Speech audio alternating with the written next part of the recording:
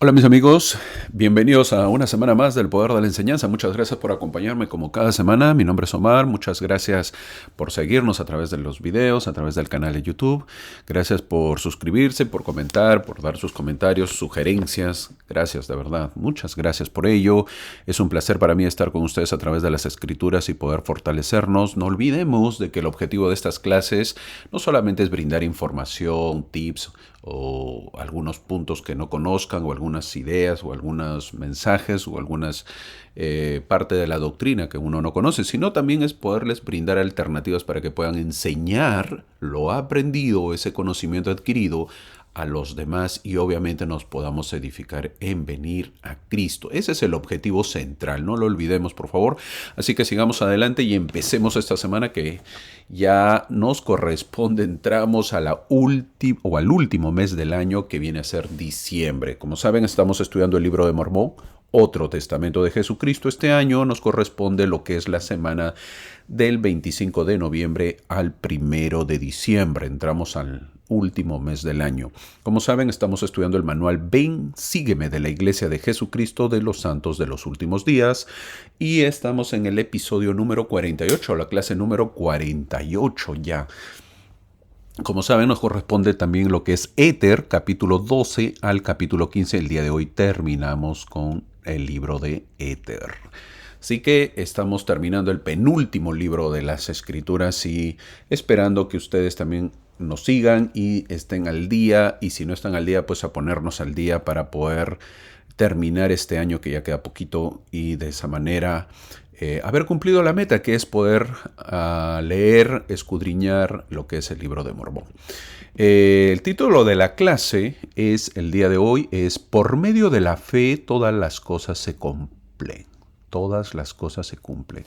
Eso está basado en Éter capítulo 12, versículo 3, que dice: porque clamaba desde la mañana hasta la puesta del sol, exhortando a los del pueblo a creer en Dios, para arrepentimiento, no fuese que quedaran destruidos, diciéndoles que por medio de la fe todas las cosas se cumplen. Fin del versículo. Poderoso versículo, bonito, esperando de que, obviamente, pues clamaba desde la mañana hasta la puesta del sol. Poderosa oración, eso lo vamos a ir viendo en la clase el día de hoy. Hoy terminamos con el libro de Éter, son 15 capítulos y hoy veremos el final del libro, y antes de terminar nos deberíamos hacer la pregunta, por cierto, de este libro, ¿eh? ¿Cuál fue el propósito de la existencia de esta civilización? Esas son preguntas que yo les hago, les digo, lo menciono. Obviamente no espero la respuesta porque no es una clase presencial, sino es yo soy el monólogo nada más. Obviamente hago las preguntas y espero que ustedes los puedan responder. Pero, ¿cuál fue el propósito? Siempre debemos hacernos el objetivo, siempre hacernos preguntas. Son preguntas que nos ayudan para que nuestro entendimiento se amplíe, para que nuestro conocimiento crezca. Y esa es la pregunta que nos haríamos. ¿Cuál fue el propósito de la existencia de esta civilización? Estoy hablando de los jareditas. ¿Cuál fue? ¿Para qué? ¿Para qué existieron? ¿Para qué el Señor los trajo del viejo continente a este continente? ¿Para qué? ¿Mm? ¿Lo trajeron para qué? ¿Para sufrir? ¿Para ser felices? ¿O cuál fue el objetivo? ¿Cuál fue el propósito de la existencia de estas personas, de estos jareditas? ¿Cuál fue el propósito de que vengan a este continente? El libro de Éter, que estaban contenidas en las 24 planchas de oro encontradas y que Mosía las tradujo, y Moroni nos da una visión general resumida, son suficientes para ser un segundo testigo de las condiciones de la tierra elegida entre todas las demás tierras. Esa es la respuesta. Te la repito, si se te quedó y no prestaste mucha atención. Hay que entender que todo este libro que estamos viendo fueron encontradas en las 24 planchas de oro, encontradas. ¿Se acuerdan? Espero que hagan memoria porque eso lo hemos visto este año. ¿Y quién las tradujo? ¿Se acuerdan que lo tradujo el rey Mosía? Ahora, Moroni, ha pasado tantos años, muchos años, Moroni nos da una visión general ya y lo resume. Eso es suficiente para hacer este libro, el libro de Éter, un segundo testigo de las condiciones de la tierra elegida entre todas las demás tierras. Es un segundo testamento, un segundo testigo. Ahora, que se está llevando a cabo, obviamente. El propósito es saber que todos los que vivimos en este continente es para servirle a Cristo, el verdadero y único Dios. O, como dice en Éter capítulo 2, versículo 8, serán exterminados cuando la plenitud de su ira venga sobre ellos, dice. Así dice el capítulo 2, versículo 8. Servirle a Él, el verdadero y único Dios, o serán exterminados cuando la plenitud de su ira venga sobre ellos. Entonces, el libro de Éter se une junto con el libro de Mormón. Ese es el objetivo, ese es el propósito de la existencia de esta civilización, de los jareditas, estoy dando la respuesta, es que se una junto con el libro de Mormón y son dos testigos que dan testimonio de Jesucristo. ¿Y testimonio de qué dan? De Jesucristo. ¿Pero de qué? De que estos pueblos recibirán todas las bendiciones si le obedecen y le sirven, o serán destruidos. Tanto los nefitas fueron bendecidos por muchos años, pero al final son destruidos, y hoy veremos cómo los jareditas, quienes fueron también muy bendecidos, y hoy veremos su destrucción. La palabra del Señor, mi amigo, siempre se cumplirá. Te guste, creas o no creas o no te guste, siempre se cumplirá. Entonces vemos cuál es el propósito de que el Señor trajo a esta civilización, a la civilización de los jareditas, y veremos pues obviamente el día de hoy su destrucción prácticamente, su aniquilamiento, cómo termina una civilización. Obviamente con muchas bendiciones, pero que al final obviamente se apartan y es destruido. Así dice Éter capítulo 2 versículo 8. Serán exterminados cuando la plenitud de su ira venga sobre ellos. Mi hermano, ¿eso aplica para nosotros? ¿Qué opinas? ¿Sí o no?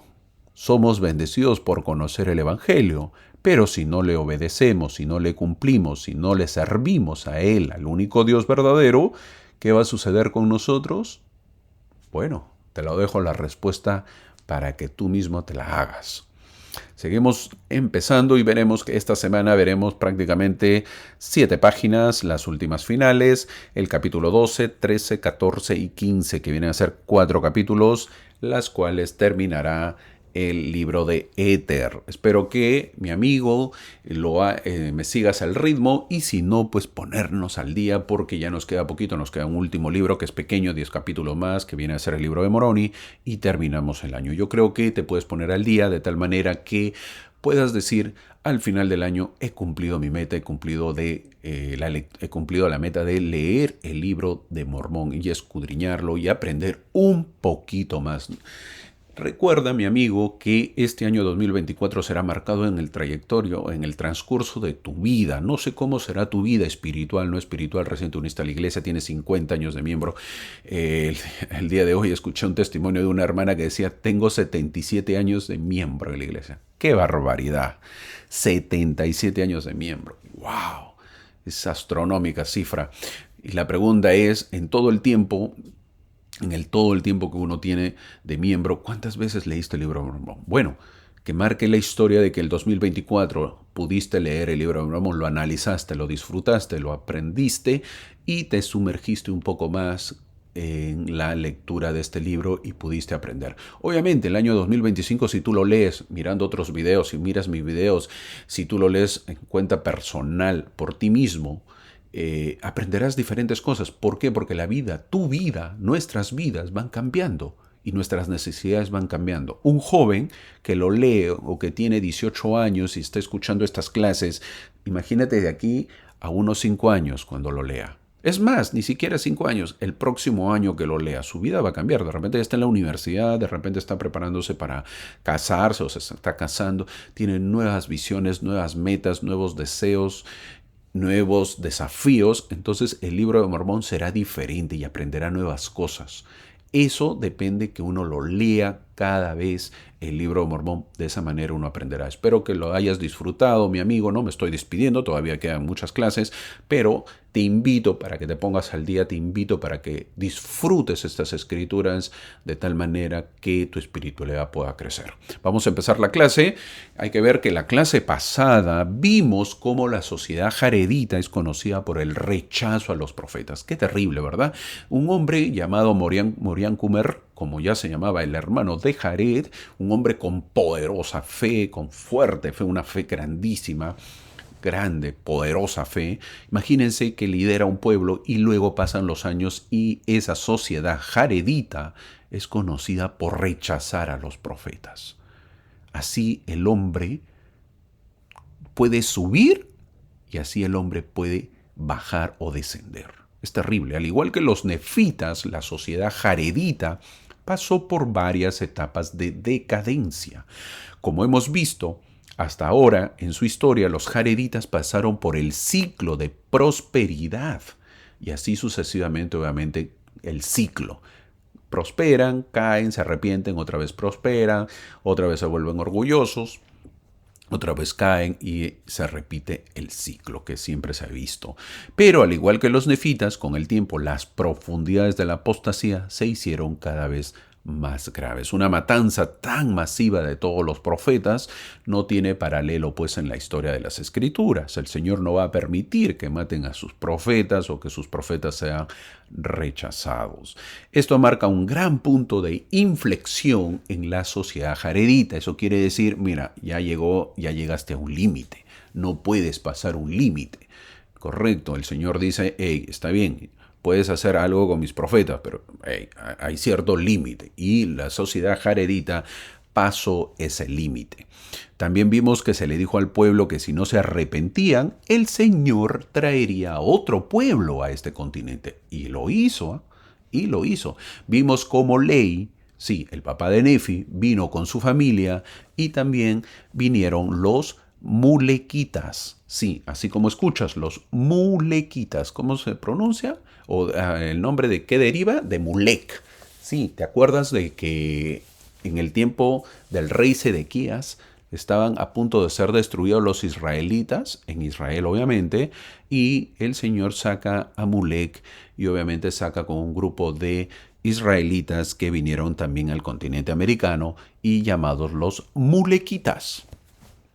Así se llamaron los mulequitas. Eso también lo hemos visto. Espero que no se te haya olvidado. Espero que se acuerden de eso, de todo eso, porque eso lo vimos este año. Y si no, pues ya lo estás recordando. Hoy veremos la destrucción de un pueblo.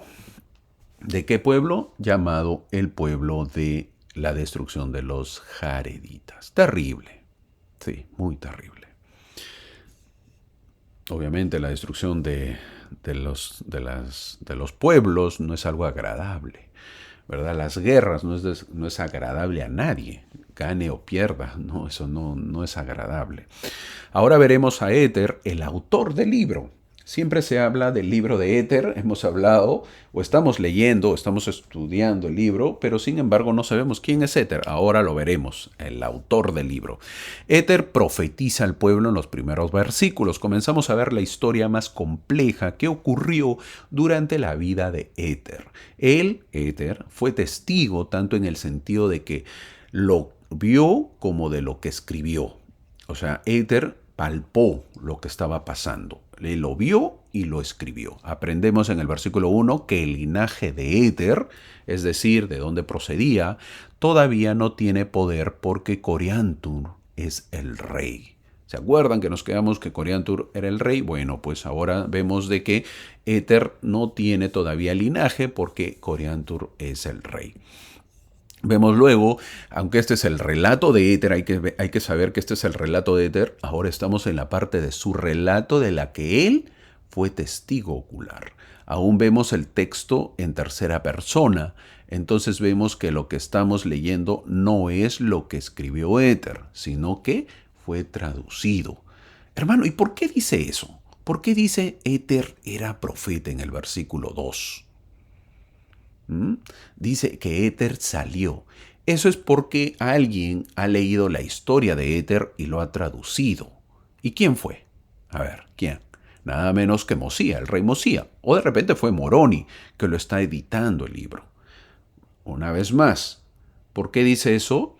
Una vez más, las 24 planchas se encontraron, contenían el libro de Éter. El libro de Éter, ¿se acuerdan? Una expedición en el tiempo del rey Mosía, encontraron a una ciudad destruida que eran los jareditas y encontraron planchas dentro de ese cementerio prácticamente que había de huesos, de muertes o de esa ciudad destruida.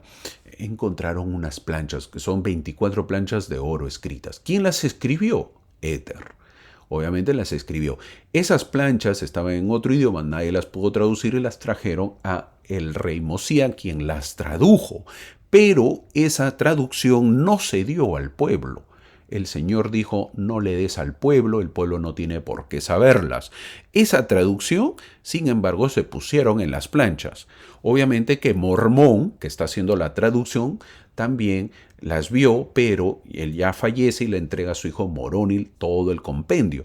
Y le dice que esas planchas que han sido traducidas por Mosía, él las vea. Entonces Moroni está teniendo quizás el resumen del rey Moroni, del rey Mosía, y él está haciendo otro resumen de eso para poder poner en el libro de Éter. Espero que me puedas entender, y si no, otra vez repito un poco el video de tal manera que se pueda entender.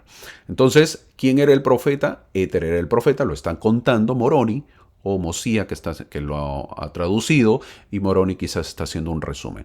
¿Cómo debería decir entonces si fuese el mismo Éter? Debería decir, y yo, Éter, soy el profeta del Señor. Pero él no dice así, no dice así el versículo 2.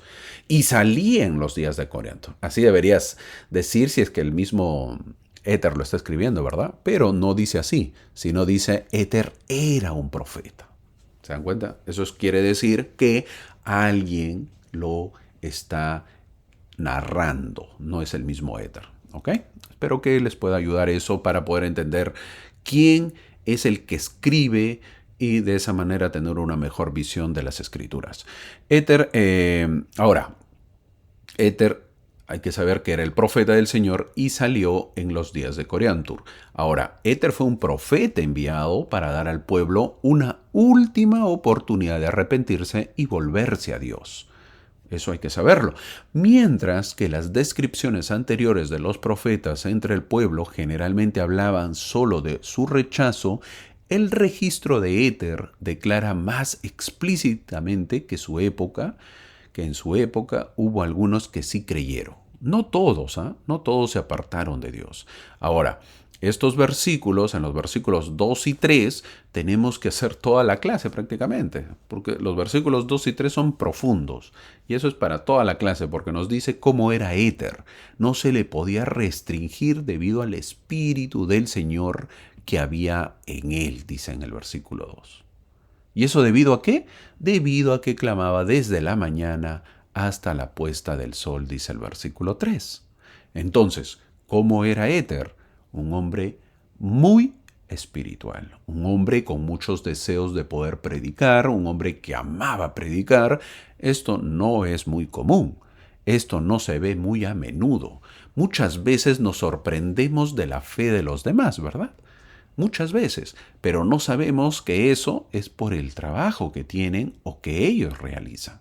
Queremos tener esa fe, pero cuando nos encanta admirar esa fe, wow, ¿qué tal fe tiene usted, mi amigo? Me encantaría tener esa fe, ¿verdad? Eso es lo que decimos en nuestro interior. Queremos tener esa fe. Pero cuando se nos dice para visitar a los hermanos, no queremos. O lo hacemos ya por obligación, ya, pues vamos a visitar. Entonces, ¿cómo vas a tener fe, mi amigo? ¿Cómo? ¿Cómo va a aumentar tu fe? Cuando se nos pide acompañar a los misioneros, nos cansamos o encontramos excusas para no ir. No queremos que nuestros bebitos, nuestros bebés, se vayan a la misión. Entonces, ¿cómo vas a ejercer fe? ¿Cómo? Es más, parece que se fueran a la guerra los misioneros, ¿verdad? De Medio Oriente, la guerra de Medio Oriente, ahora que están en Israel, que están con Irán, la pelea, parece que ahí se fueran. ¿Por qué? Porque obviamente se han dado cuenta que en los aeropuertos, cada vez que se va un misionero es una lloradera terrible, fuerte. Hey, hermana, hay que entender, mi amiga, mi hermana, sobre todo las hermanas. Se va a la misión tu hijo, tu bebé. No se va a la guerra en Palestina. Entonces, ejerce la fe. Se va al mejor servicio que puede haber. Sí, pero es que usted no entiende que yo soy mamá y mi hijo se va a la guerra, mi bebito no sabe bañarse. Bueno, pues va a aprender. Tranquila, no se va a la guerra. Se va a predicar el Evangelio, se va a una guerra espiritual, donde va a ejercer fe, donde va a aumentar su fe, donde va a servir. No es tanto para estar llorando. Y si llora, pues llora de alegría, de felicidad. Y ojalá que lees el mensaje, no me regreses antes de los 2 años. Y si regresas, prefiero que sea en un ataúd. Lo digo serio, no es broma. Si yo tuviese un hijo, se va a la misión, me regresas a los 2 años o me regresas en un ataúd.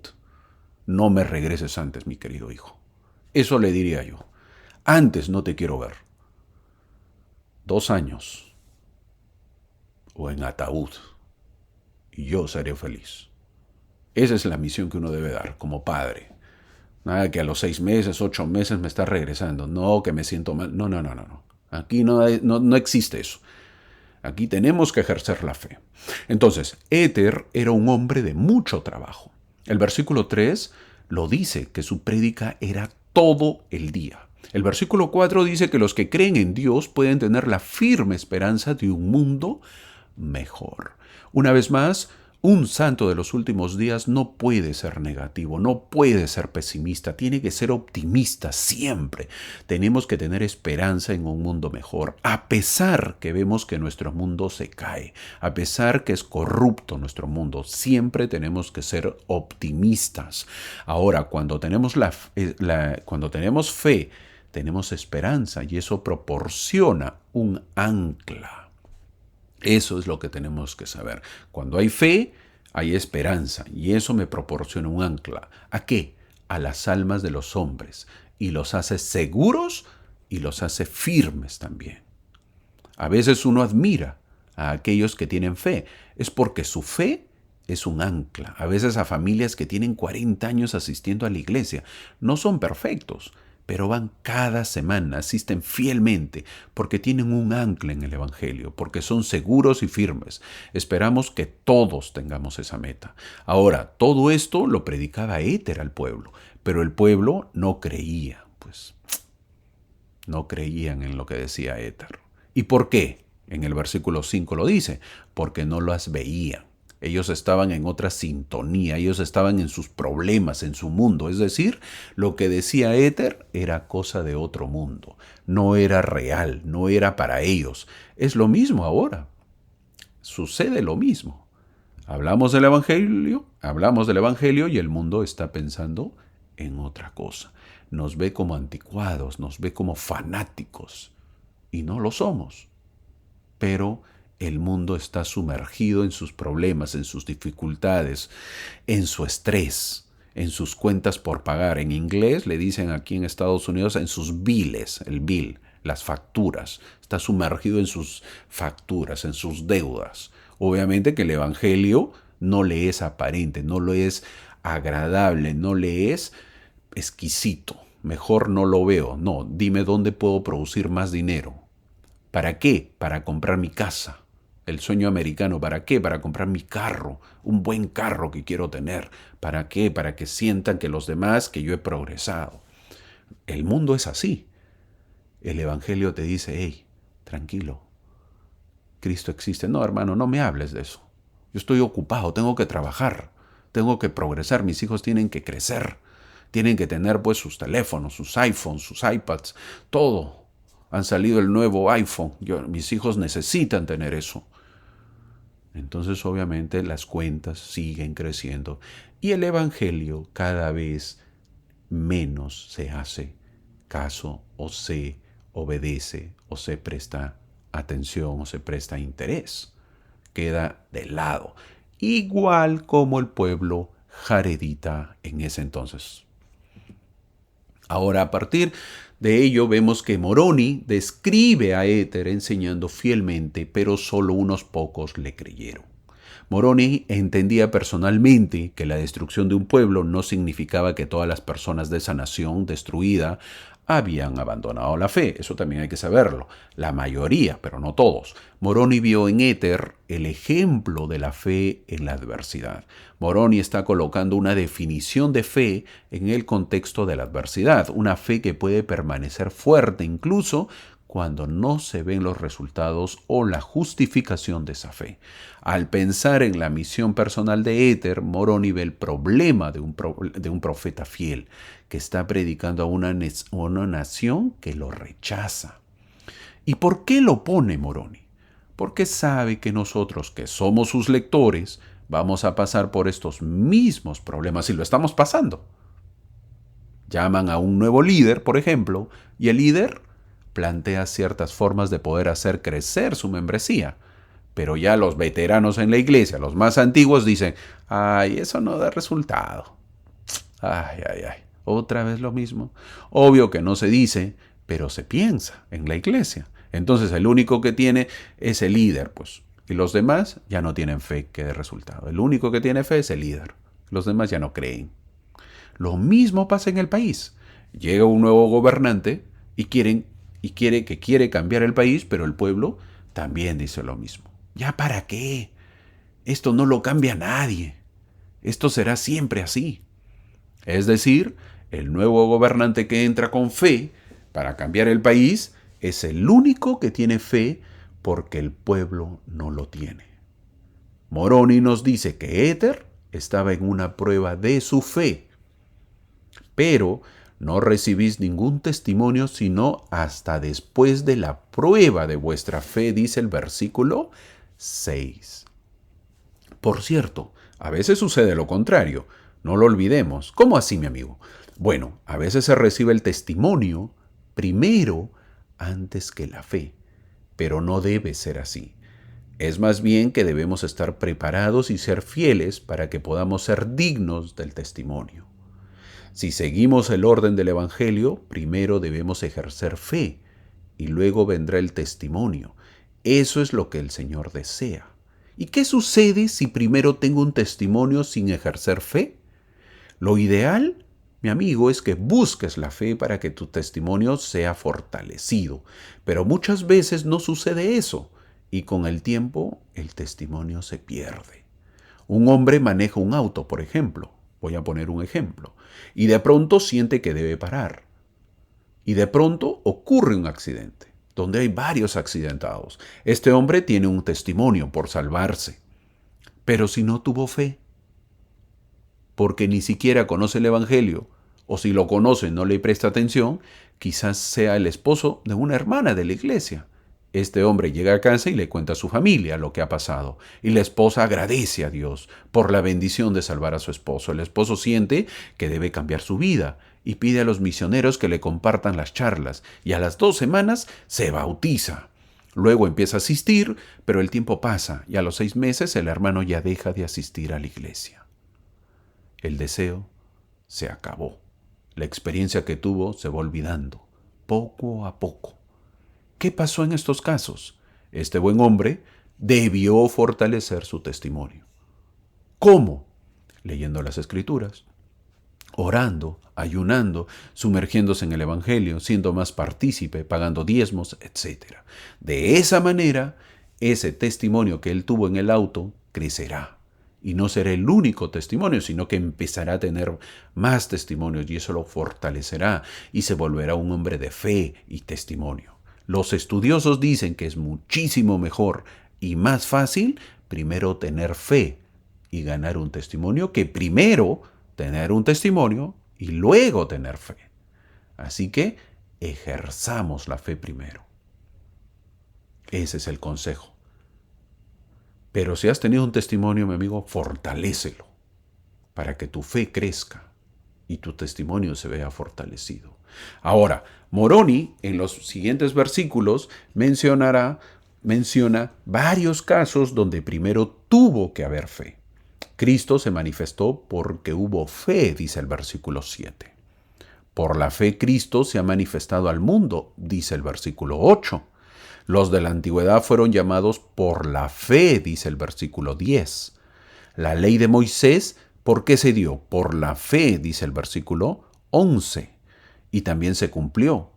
La fe de Alma y Amulek, que se derribaron la prisión, ¿por qué fue? Por la fe, dice el versículo 13. La fe de Nefi y Lei, lo que obró el cambio de los lamanitas, dice el versículo 14. Fue la fe de Amón, dice el versículo 15, lo que obró milagros. Los milagros siempre han venido por la fe, dice el versículo 16. Los 3 discípulos, en el versículo 17, no morirán por su fe. El versículo 18 dice que en ningún tiempo persona alguna ha obrado milagros, sino hasta después de su fe. Qué importante es tener fe primero, ¿verdad? ¿Cómo está tu fe, mi amigo? ¿Crees o no crees? La vez pasada le hicieron, hace tiempo, le hicieron esa pregunta a un hermano. ¿Cómo está tu fe, mi hermano? El hermano dijo, mi fe está como si estuviera en el hospital. En la máquina que han visto que es la máquina que da las pulsaciones del corazón, que sube, baja, baja, sube, sube, sube, sube. Así dijo su fe. Es decir, a veces sube cuando le va bien, a veces baja su fe cuando le va mal. La pregunta es, ¿cómo está nuestra fe? ¿Está igual? ¿Como esa máquina que sube y baja? ¿O nuestra fe está poco a poco creciendo? ¿O de repente nuestra fe está débil? Si está débil, mi amigo, te invito que creas, aunque sea un poquito. De esa manera irás aumentando tu fe. Si tu fe es pequeña, date la oportunidad, mi amigo, de creer. Date la oportunidad de aceptar. Y poco a poco tu fe crecerá. Si no tienes fe en Cristo, en las Escrituras, en el Evangelio, en la iglesia, déjame decirte, mi amigo, que corres peligro. No vas por buen camino. Ejerce la fe. Vemos luego que Moroni cita varios pasajes de las Escrituras. No olvidemos que él no tenía un aparato para citar las Escrituras, ¿verdad? Es decir, no tenía la tecnología de ahora, como lo tenemos nosotros. No podía referirse a capítulos y versículos en las historias que su padre había escrito. Imagínate, ¿no? Él ya leyó las Escrituras otra vez. ¿En qué plancha está? No podía hacer eso. Pero te das cuenta que Moroni podía recordarlas por los nombres de los involucrados y el incidente relacionado. ¿Sabía o no sabía las Escrituras Moroni? ¿Ah? Las conocía, ¿verdad? Imagínate, para mencionar tantas partes, tantos versículos de las Escrituras, obviamente no lo dice en Alma capítulo 3, versículo 4, no lo dice, o en segunda de Nefi, no menciona, o en las Escrituras del Antiguo Testamento, pero Moroni las conocía, las Escrituras, sabía. Vemos que sí las sabía Moroni porque las menciona. No olvides cómo tenía las Escrituras. No lo olvides, eran planchas. Imagínate leer así, no era fácil. Si lo ponías encima de tus piernas, las planchas en un rato ya las tenías adormecidas, pues, las piernas, por el peso. ¿No? Como dicen algunos, se me hormiguea, hermano, el pie. Ya, pues de peso, imagínate planchas de oro ahí pesadas, ahí teniéndole en tus piernas, nada más leyendo. Cómo han cambiado los tiempos, ¿verdad? Ahora lo podemos tener en un teléfono. Fácil de poder leerlas, o quizás presionamos un botón y la estamos escuchando. Cada vez más fácil. Pero aún así, no las leemos. No las escudriñamos. Aún así. Luego Moroni es explícito al incluir al hermano de Jared entre aquellos que han visto con sus ojos las cosas que habían visto con el ojo de la fe, dice el versículo 19. El énfasis en el hermano de Jared es apropiado, ya que Moroni está escribiendo en el libro de Éter, donde aprendemos esa historia. Moroni ha estado hablando de la fe, pero una fe que miraba hacia Jesucristo. Ahora habla de aquellos que han tenido fe y han podido ver el futuro, dice el versículo 22. Estas cosas han de llegar a sus hermanos. Una de las cosas que han visto es la salida a luz del libro de Mormón. Moroni Ahora se concentra en ese proyecto en el que está trabajando, mirando hacia ese momento. A Moroni le preocupa lo que él, Moroni, y su padre, que viene a ser mormón, han escrito. Él está preocupado que lo que han escrito no comunique eficazmente el mensaje.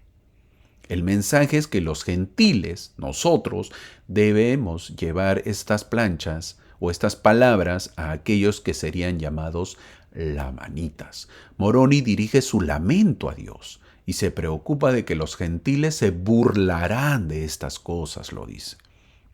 ¿A causa de qué? ¿A causa de qué? De la debilidad al escribir, dice el versículo 23. Declara que él y otros profetas tienen fe suficiente, pero que su fe podría no comunicarse en la escritura. Ahora tenemos lo que escribieron Mormón y Moroni, y aunque ellos tenían miedo que sus escritos no fueran suficientemente buenos, ahora millones de personas en la actualidad tenemos fe en ellos y en las escrituras y los usamos para guiar espiritualmente nuestras vidas. Nosotros somos agradecidos en tener estas escrituras. Gracias Moroni, gracias Mormón por haber escrito estas palabras. Gracias por haber hecho estas planchas. No importa tu debilidad, mi buen amigo. Eso ha servido para que yo tenga fe, para que mi fe aumente, para creer más en Cristo. Algún día nos veremos. Y creo que eso exclamaremos todos. Algún día te veré Moroni, algún día te veré Mormón. Y espero estrechar tu mano, darte un abrazo en agradecimiento por el gran trabajo que hiciste. Creo que eso es lo que nosotros debemos decir antes de estar criticando esto. Creo que nosotros debemos pensar de esa manera. El día que cruce el velo, obviamente, tengo prioridades.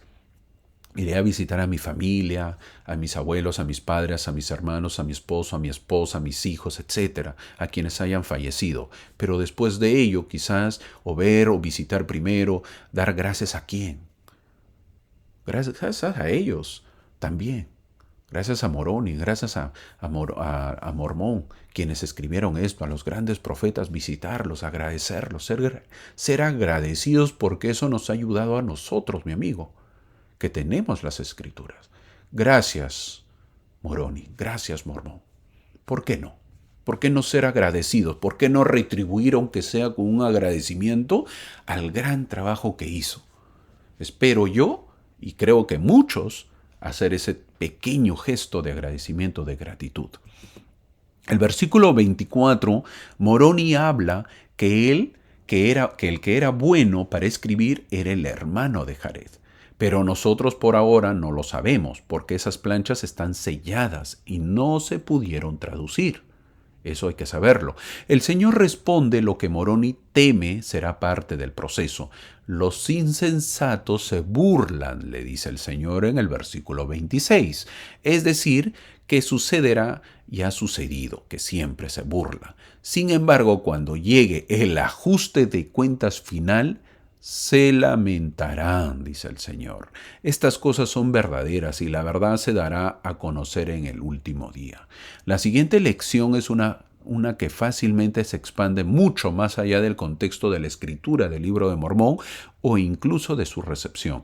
Dios nos enseña una lección sobre nuestra humanidad. Nos dice que tenemos debilidades y Dios nos mostrará nuestra debilidad. Sin embargo, Dios da a los hombres debilidad para que sean humildes. Debemos entender que confiamos en Dios y nos volvemos a Él con fe. Es en nuestra debilidad que más a menudo nos damos cuenta de que debemos recurrir a Dios. El objetivo es ser humilde para poder recurrir a Dios y reconocerlo. Moroni teme que por su mala escritura, por su debilidad en escribir, porque él sabía que era fuerte en hablar, es decir, que podía hablar muy bien y tenía una fe grande y testimonio, pero el escribir era lo complicado. Él se sentía débil, se sentía que no era bueno al escribir. Pero lo que él más temía era que todo lo que habían escrito en las planchas junto con su padre, el resumen que ellos habían hecho, que ellos habían compilado, no fuese bueno, que no llegase a la gente y que la gente se burle de lo que ellos han escrito.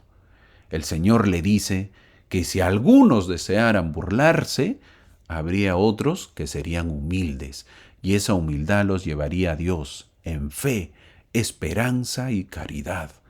Por implicación, ellos aceptarían el Libro de Mormón. Es por esa razón que Moroni, al oír esas palabras, fue consolado, dice el versículo 29. ¿Por qué?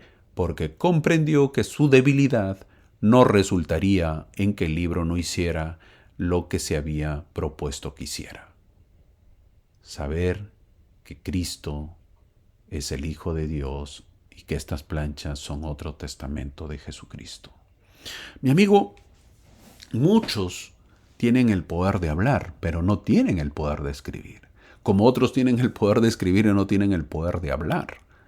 Moroni era un deficiente, él se sentía menos al escribir. Él sabía que sus palabras, lo que estaba escribiendo, quizás no serían tan bien recibidas. Yo he escuchado a muchos que dicen que el Libro de Mormón es un libro práctico, sencillo, simple, simplón, no tiene mucho, no es tan fuerte como la Biblia. Es verdad, no lo niego. Mientras más educación tú tienes, más cuenta te vas a dar que el Libro de Mormón es un libro simple, sencillo. Pero ¿cuál es el objetivo? El objetivo no es deleitarnos en lo maravilloso que es el libro, sino en saber lo que pasó con estas ciudades, con estos pueblos, con estas personas, y en que Cristo, obviamente, vino a las Américas y que nos testifiquen de que Cristo existe y que el Libro de Mormón o estas planchas son otro testamento de Jesucristo. Ese es el objetivo. Si al leerlas de un libro simple, como es el Libro de Mormón, tu fe aumenta, basta con eso. No tiene nada más que ver. No nos interesa lo demás. Por más que yo ponga un libro experto, lleno de detalles, maravilloso, que tenga prosa, que tenga tantas cosas que lo hagan de repente para los eruditos, un libro delicioso, pero si ese libro no me aumenta mi fe, ¿de qué sirve? ¿De qué sirve, mi amigo? Creo que es por eso que el versículo 29 se le dice al Señor, le dice a Moroni, que fue consolado. ¿Por qué? Porque sí iba a tener resultados sus planchas. Y lo vemos ahora, pues nosotros que estamos estudiándolas. Moroni explica que su debilidad para escribir no es un impedimento, porque la fe puede vencer su debilidad. Por eso en el versículo 29 dice, ¿por qué sé que obras con los hijos de los hombres según su fe? Es decir, como yo tengo fe, está hablando Moroni, yo tengo fe y soy débil para escribir, no importa, porque lo que escriba será muy bueno, porque mi fe me ayudará, y lo que escriba será de ayuda para los que lo lean. Eso nos dice Moroni. Y nosotros ahora podemos decir que lo hizo muy bien. Gracias, Moroni, porque gracias a tu fe tenemos estos escritos. Moroni también proporciona ejemplos de grandes cosas que se habían hecho por medio de la fe. Si el hermano de Jaré pudo mover una montaña, Dios pudo encontrar una manera de hacer que el Libro de Mormón sea una fortaleza y no un ejemplo de debilidad al escribir. ¿Qué debemos aprender entonces? Que la fe se ve generalmente en los pequeños milagros, no en los grandes. La fe es a menudo una fuerza silenciosa que nos compromete a seguir el camino hacia Dios, aunque el camino se vuelva difícil a veces. Ahora, habiendo concluido su exposición sobre la fe, Moroni se dirige a la esperanza.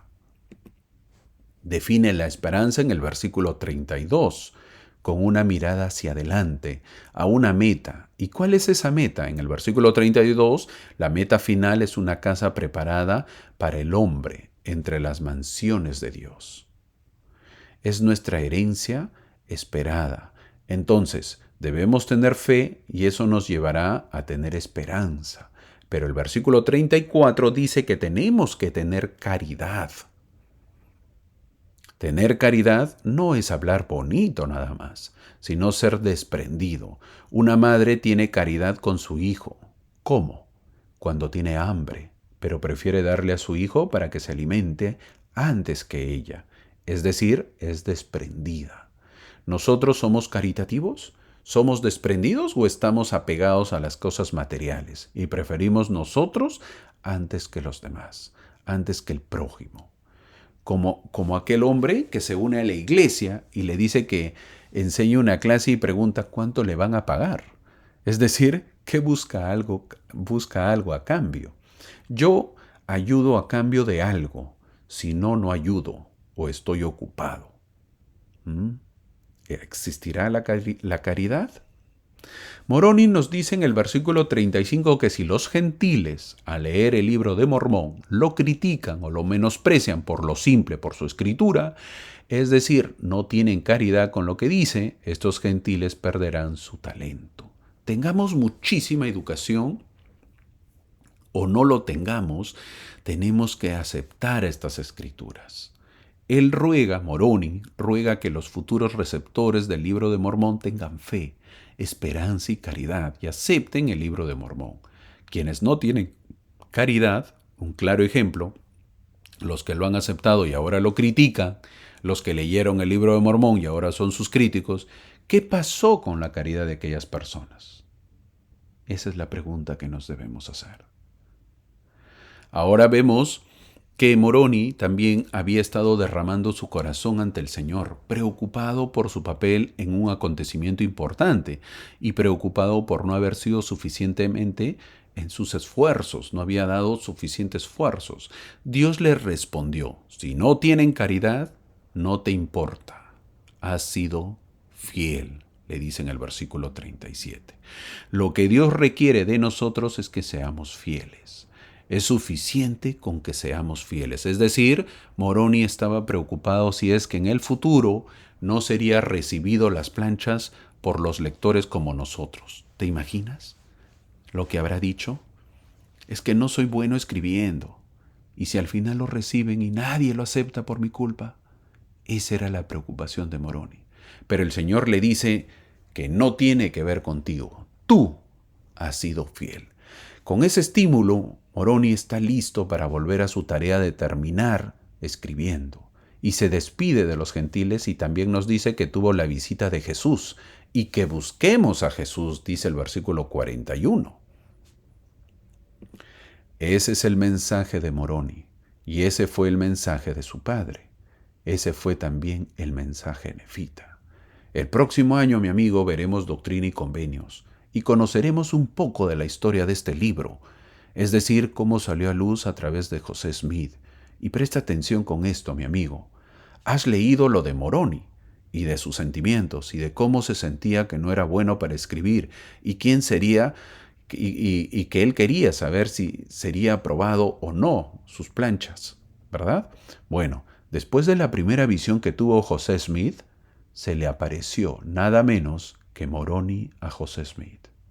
El mismo Moroni que estamos leyendo. ¿Vemos la importancia que era que se aparezca Moroni? ¿Te imaginas esa conversación que tuvieron?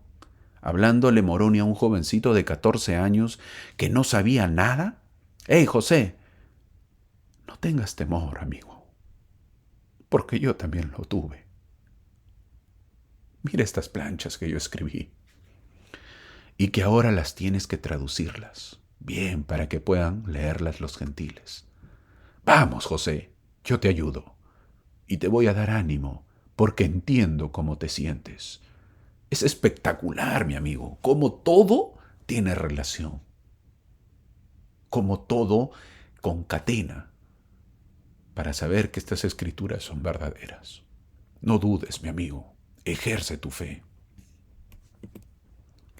En el capítulo 13, Moroni regresa a la historia donde se quedó, que era la introducción de Éter. Y luego los siguientes versículos, en Éter era justo, así lo describe Moroni. Moroni dice que Éter era un hombre justo. La razón no es simplemente indicar que era justo, sino crear el contraste entre un profeta que fue enviado para dar al pueblo de Jared una última oportunidad, la cual ellos rechazan. Éter fue llamado para traer al pueblo nuevamente, pero el pueblo rechaza el llamado. Están maduros ya para la destrucción. Y Éter es testigo de ello. Ahora será testigo de su destrucción. Al final del versículo 2, él explica el objetivo: que lo sirvan al Señor todos los hombres que habiten sobre la tierra, dice el versículo 2. El servicio, mi amigo, que es el título de esta clase, es para siempre. Tenemos que servir al Señor. Esto no es solo tener un llamamiento. No porque uno tiene un llamamiento crea que ya es suficiente. No, mi amigo, esto es una cuestión de vida. ¿Cómo va nuestra vida? ¿Estoy siendo justo? ¿Estoy siendo bueno? ¿Estoy siendo un misionero siempre con los demás? ¿Estoy acercando al Señor a los demás con mi vida? ¿Me estoy comportando no como perfecto, pero por lo menos tratando de mejorar? ¿Y por qué podemos decir que Éter es recto? Porque tiene una visión del futuro de la tierra. Una de las cosas que ve es la nueva Jerusalén. En el versículo 3 lo dice. Los jareditas abandonaron el viejo mundo en una época en la que tal vez no tenían ni siquiera ningún registro de la antigua Jerusalén, ni sabían quizás que existiría, y por lo tanto no entenderían el concepto de una nueva Jerusalén. Sin embargo, al ver el futuro de la tierra, Éter vería el establecimiento de la sede de Dios en el nuevo mundo, aunque no lo entendiera por el nombre con el que hemos aprendido nosotros a llamarlo. Por cierto, acá se habla de la Nueva Jerusalén, que la Nueva Jerusalén descendería del cielo, es decir, la ciudad de Sion, la ciudad de Enoc. Cuando descienda se encontrará con la Sion moderna, y ambas serán una. No olvidemos que al igual que Éter, Moroni descendía de un pueblo del convenio, que había dejado una patria ancestral para ir a una nueva tierra. No olvidemos que en el árbol genealógico de Moroni estaba Lehi y su familia, que habían venido de Israel. Por lo tanto, tanto Éter como Moroni tenían en común Israel. Era lógico que lo añoraban, lo extrañaban. Era la tierra de ellos, de la que fueron sacados. Pero la promesa es que ese Jerusalén que tantas veces fue destruida, algún día será reconstruida. Las profecías dicen que antes de la segunda venida de Israel, antes de la segunda venida, Israel será atacada por sus enemigos y los israelitas huirán. Y justo en medio de ello será la segunda venida y Cristo se aparecerá ante ellos y les mostrará sus marcas. Éter vio cómo se desarrollaría la historia de la tierra en la que se encontraba, y eso incluía el entendimiento de que habría una sede de gobierno para cada hemisferio. Nosotros sabemos que en Jerusalén será la parte espiritual, y en la nueva Jerusalén, que será en América, saldrá la ley. Esto lo veremos el próximo año. Por cierto, según las noticias, ahora está en guerra Israel e Irán. Oremos para que la gente no sufra. Muchos son engañados, muchos defienden lo indefendible, y como consecuencia de esos actos, los niños y mujeres son los que sufren. Lo que se ve en aumento es el odio entre pueblos, y ese odio llega a nuestros países y nosotros también nos ponemos a favor de Israel o en contra de Israel. Nosotros tenemos que orar para que exista la paz y que el pueblo conozca la verdad y sepa que sus líderes tienen que ser muy, pero muy sensatos. No se puede jugar a la guerrita, perjudicando la vida de las personas. Lamentablemente, eso todavía existe y el pueblo de Israel está en guerra una vez más. Moroni pone de ejemplo al gran José, que es llevado a Egipto y muere allí en el versículo 7. No obstante, su linaje fue preservado. Moroni nos dice que Éter sabe también que su pueblo vino del viejo mundo y sabe que ellos también están a punto de morir en tierras lejanas. La promesa implícita es que, aunque el pueblo de Jared morirá en la tierra nueva que viene a ser América, todavía habrá un remanente preservado, pero no de ellos, porque habrá redención final en los días finales. Éter ya está viendo el final de su pueblo, sabiendo que su pueblo será destruido. Éter también vio los acontecimientos del fin de los tiempos. Esos serán días cuando habrá un cielo nuevo y una tierra nueva, dice el versículo 9. En la segunda venida del Señor, mi amigo, la tierra cambiará una vez más. Volverá a su estado paradisiaco y será hecha nueva. Habrá un cielo nuevo y una tierra nueva. Todos queremos ver hacia la tierra, todos nos encantaría vivir en un lugar así, pero nosotros mismos no colaboramos, ensuciamos nuestras ciudades, tiramos la basura en la calle, tenemos que ser más cuidadosos. En la pandemia del COVID, muchas ciudades en el mundo no se permitió que la gente salga por varias semanas. ¿Y qué pasó? En esos lugares empezó la limpieza natural de esos lugares. La naturaleza y los animales empezaron a dar vida. Es decir, nosotros somos los culpables, el ser humano, de destruir esta tierra. Moroni nos dice que Éter se retira de los lugares de guerra y permanece en un lugar seguro para convertirse en el narrador del fin de su pueblo. ¿Por qué? Porque el pueblo no le prestaba importancia. Por eso lo echaron a Éter, dice el versículo 13. Una pena, porque el mismo Moroni dice que grandes y maravillosas fueron las profecías de Éter.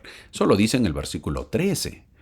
Tenía muchas profecías para dar, pero el pueblo lo desestimó, no le dio importancia.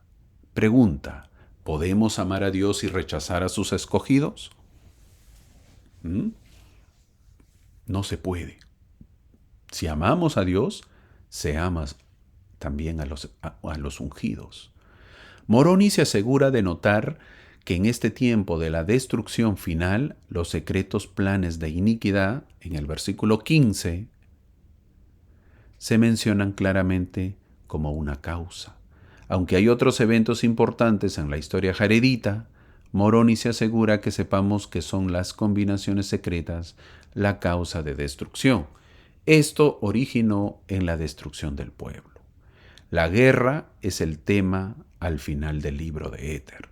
Mientras el rey Coriantur trata de defender a su pueblo, pero no se arrepintió, ni sus hijos, es lo que vemos.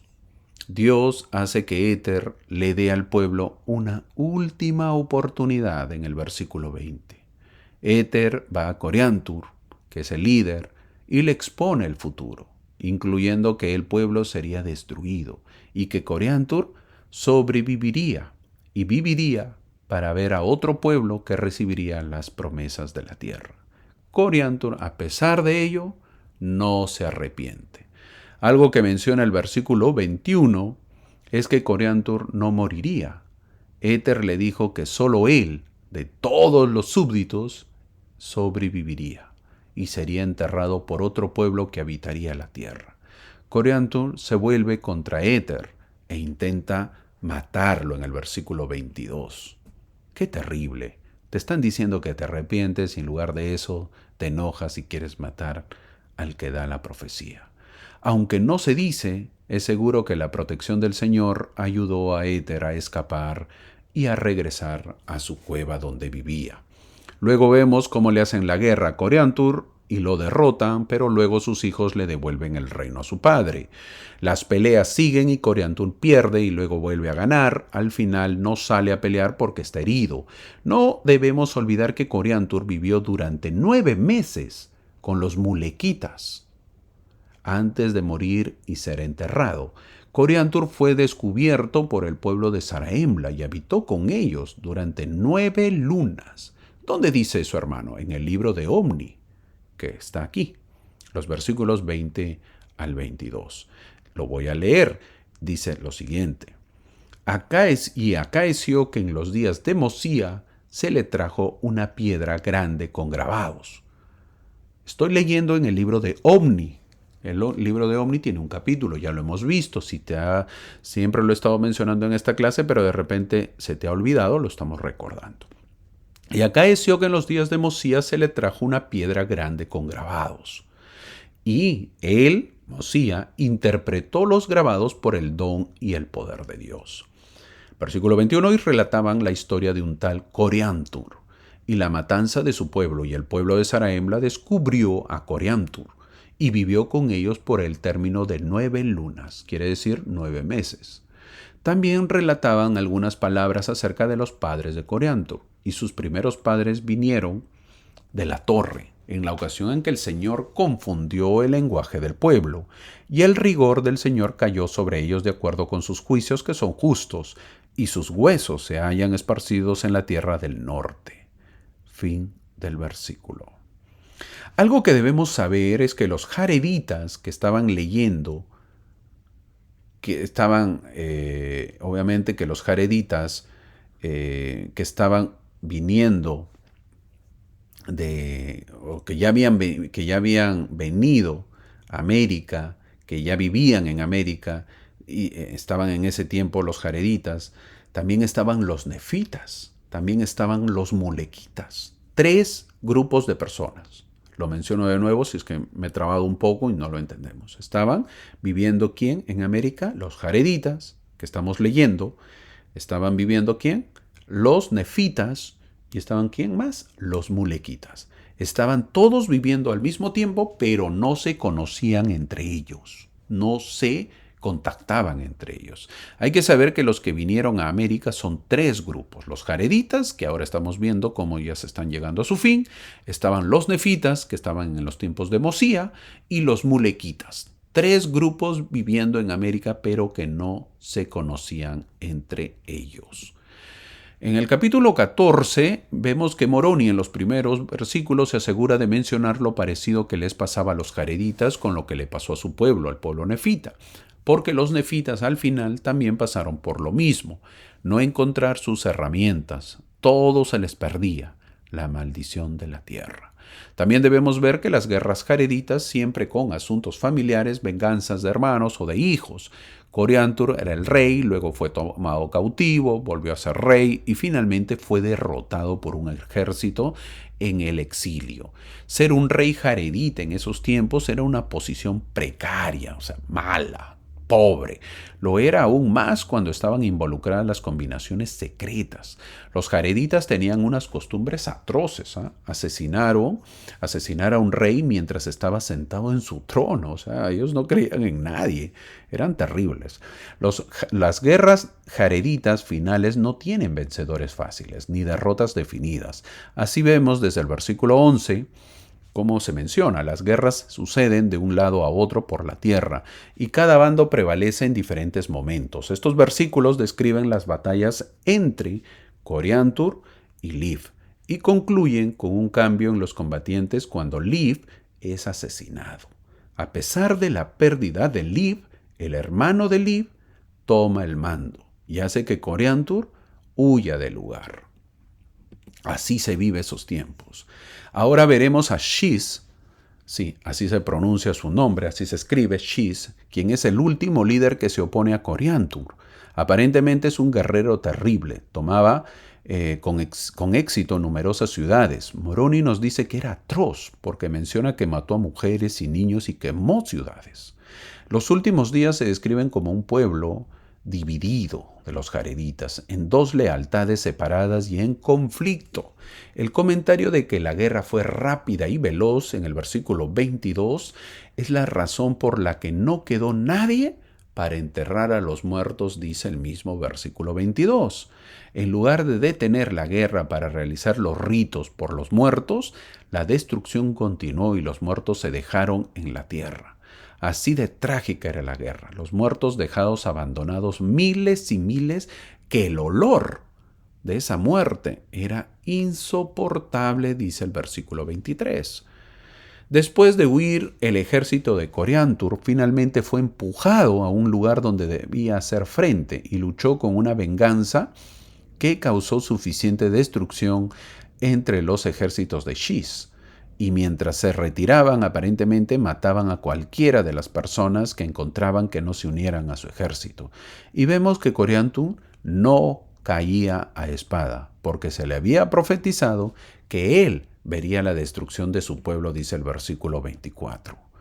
Luego vemos que la destrucción continúa y Coriantur es herido tan gravemente que tuvo que ser llevado del campo de batalla, como si estuviese muerto, dice el versículo 30. Tal vez eso permitió un breve respiro porque hay una pausa temporal en la devastación. Así llegamos al capítulo 15, el último capítulo. Al terminar el capítulo 14 vimos que hubo una pausa, ¿verdad?, de lo que había sido una batalla casi constante de muerte y destrucción. En el estado de herida personal de Coriantur y con tiempo para reflexionar, él recordó la profecía de Éter que le había dado. ¿Dónde? En el capítulo 13, ¿se acuerdan? Coriantur finalmente entendió que la profecía de Éter se estaba cumpliendo y quizás por primera vez vio que todo su pueblo podría ser destruido. Finalmente él comenzó a arrepentirse del mal que había hecho, dice el versículo 3. Más de 2 millones de personas habían fallecido por culpa de este hombre, que no quiso enmendar su vida. Lo mismo sucederá, mi amigo, con aquellos gobernantes que hacen guerras, donde mandan a su pueblo a la guerra. Ellos rendirán cuentas. Coriantur intenta detener la destrucción, ofreciendo entregar el reino si eso ponía fin a la guerra. Shiz se mostró algo dócil, pero su odio personal deseaba vengarse personalmente de Coriantur por la muerte de su hermano Lib. Dice en la muerte del hermano Lib, lo que vimos en el capítulo 14 de Éter. Puede haber ocasiones en que el odio se sobreponga a la razón. Ninguno de los dos bandos estaba dispuesto a perdonar ni a trabajar por la paz. Y así continuó la guerra. Es tanto el odio a veces que no hay razón que sea la correcta.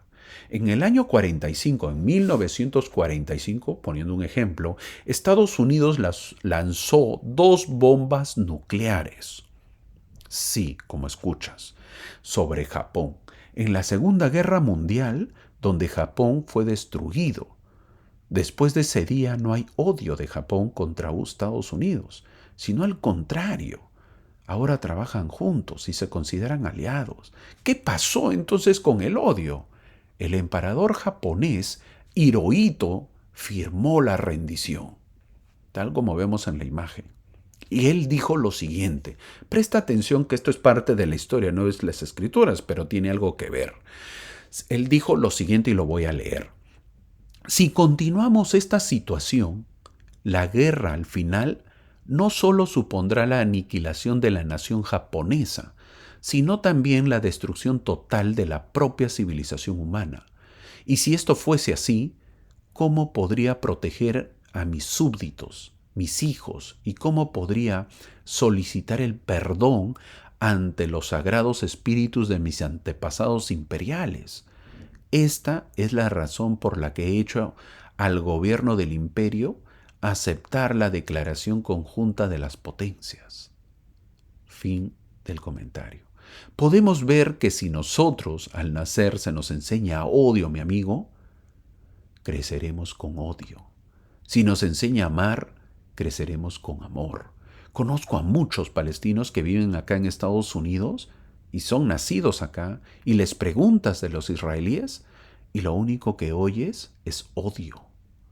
Y hay muchos argentinos que, con el respeto de mis amigos argentinos, que crecen odiando a los ingleses por las Islas Malvinas. Hay muchos peruanos que odian, mis paisanos odian a los chilenos, a los ecuatorianos y viceversa. La pregunta es, ¿hasta cuándo será este odio? ¿No aprendemos? ¿Qué ganamos odiando? En lugar de vivir como hermanos, aprendamos lo que dijo este emperador. Aprendamos de Japón, de una cultura que, bueno, dijo, perdimos, nos aniquilaron, pero podemos seguir viviendo y ahora somos felices y somos una potencia y somos amigos, somos aliados. No vivo con el rencor, no, desgraciado, yo me vengaré, me hiciste perder a mi tatarabuelo, pues yo te haré perder lo mismo. No se vive de esa manera. ¿Por qué lo menciono? Porque vemos cómo el pueblo jaredita vivía de odios. Mataste a mi hermano, lo apagarás, desgraciado. Me vengaré y siguen las guerras. Y mientras tanto el pueblo sigue sufriendo pérdidas. Todos eran perdidos. Morían hombres, mujeres, niños, pueblos asolados, quemados. O sea, un odio terrible. Otra vez Coriantur y su ejército huyen, pues al saber esto, lo que pasaba, que los odiaban. Llegaron ellos a las aguas de Ripliancum, así se pronuncia, Ripliancum, donde otra vez es herido Coriantur. Este hombre se ha salvado muchas veces. El cuerpo ya lo debe tener muy cicatrizado de tantas batallas y tantas heridas, ¿verdad? Pero bueno, eso es lo que vemos. Y vemos que llega la batalla final. Moroni luego nos dice que se juntaron para la batalla final. Luego vemos que la primera batalla no es concluyente, pero es mortal. Moroni registra que después de haberse retirado a sus campamentos, comenzaron a gemir y lamentarse por la pérdida de los muertos de su pueblo. Y tan grandes eran sus gritos, sus gemidos y lamentaciones, que hendían el aire en gran manera, dice el versículo 16. Esa es una reacción comprensible, el sufrimiento del pueblo. ¿Te imaginas vivir así? Es terrible, un trauma total que vivirás el resto de tu vida, mi amigo. Un niño presenciando todo eso, ¿cómo sería su vida de adulto? Con todos los traumas. Una vez más, es por eso que digo que debemos elegir bien a nuestros gobernantes, porque de ellos dependerá el futuro de nuestra generación. Con todo el respeto que se merecen mis amigos buenos de venezolanos, ¿te imaginas a un niño venezolano tener que salir de su país sin rumbo o llegar a cualquier país y no ser bien recibido? ¿Cómo crece esa persona? ¿Cómo se desarrolla? Le malograron la vida a ese niño, a ese joven. Eso no es posible. Él tenía derecho. ¿Derecho a qué? A crecer, a tener las condiciones para desarrollarse feliz en su país, en su patria. Pero por un gobernante le malograron su futuro, su vida. Así viven muchos, miles, millones en diferentes países en el mundo. El pueblo jaredita vivía en lamentación tardía. Se les dijo, pero no hicieron caso. Obvio que ahora vivían las consecuencias de sus actos. Si te das cuenta, hay similitudes, hay parentescos, se parecen, no parentesco de la familiaridad, sino de parecidos. Hay similitudes entre la batalla nefita en Cumora y el final de los jareditas en Ramá. Aunque Mormón describe solo una única y terrible batalla, la batalla jaredita se extendió de un lado a otro. Coriantur intenta de nuevo poner fin al conflicto, pero las cosas habían llegado demasiado lejos. Estaban en camino a la destrucción. Otra diferencia importante entre el fin de los jareditas y el fin de los nefitas es que hubo un ejército victorioso que derrotó a los nefitas, que fueron los lamanitas. Claramente hubo pérdidas en ambos lados, pero solo los nefitas fueron destruidos. En el caso de los jareditas, en Ramá, ambos ejércitos contendientes eran jareditas. Por lo tanto, para ellos fue una destrucción mutua. No hubo vencedor. Todos perdieron. No olvidemos lo que dice el versículo 19. El Espíritu del Señor había dejado de luchar con ellos. Así llega obviamente lo terrible que le puede pasar a una nación, que el Espíritu del Señor había dejado de luchar con ellos. Moroni cuenta la historia y da una imagen de la destrucción continua. Dormir sobre sus espadas, dice el versículo 22, es una imagen tanto del cansancio de la guerra como de la batalla de voluntad, de la falta de voluntad para doblegarse. La batalla continuaría inexorablemente. Finalmente quedan pocos en pie y se preparan para una última batalla, sabiendo que muchos de ellos morirían, pero sin entender del todo que solo quedaría uno. En muchas batallas antiguas, que eran cuerpo a cuerpo, el agotamiento era a menudo el verdadero asesino. Estos hombres estaban exhaustos. Una vez más, hay una oportunidad de terminar las cosas sin una destrucción total. Pero he aquí, Shis se levantó y también sus hombres y juró en su ira que mataría a Coriantur. Al final quedan los dos, quedan Coriantur y Shis, quien es asesinado por el mismo Coriantur. Uno solamente sobrevive. La profecía de Éter se cumplió. Este registro no describe que el pueblo de Zarahemla haya descubierto Coriantur. Esto lo aprendemos en Omni, capítulo 1, versículo 21. Al final, Moroni cita las palabras de Éter. Éter estaba oculto en una cueva y el Señor le indica que salga y vea cómo se ha cumplido la profecía que él ha dado. Ver a todo un pueblo de millones ser destruido.